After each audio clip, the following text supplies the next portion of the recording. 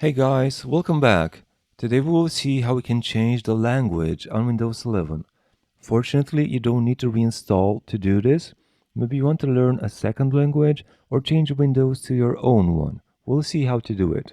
This is an easy tutorial, so stay with us. We're going to close this window so we can start from scratch. Left click in the search bar at the bottom over here and then type in language. This should bring up the language settings icon. Left click once. And over here on this window, we can see Windows display language. This is the current language we have set in Windows. First thing you want to do is left click over here and see if you have already installed the language you're looking for.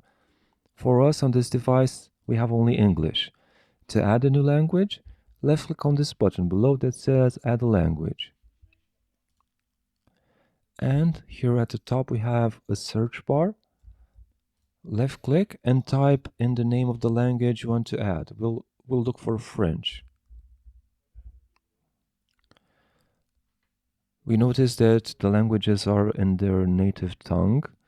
So let's add French for Canada. Left click.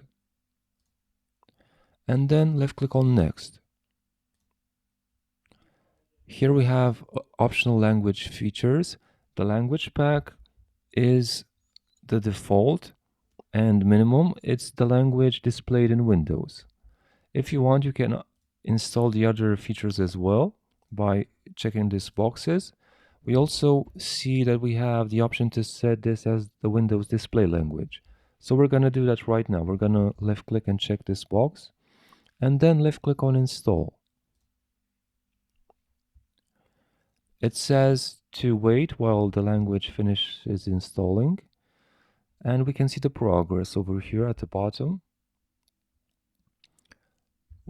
Windows is downloading these from the internet, so we'll need to have an internet connection in order to do this. We will skip through this phase and return when the languages are installed. We're back after a moment.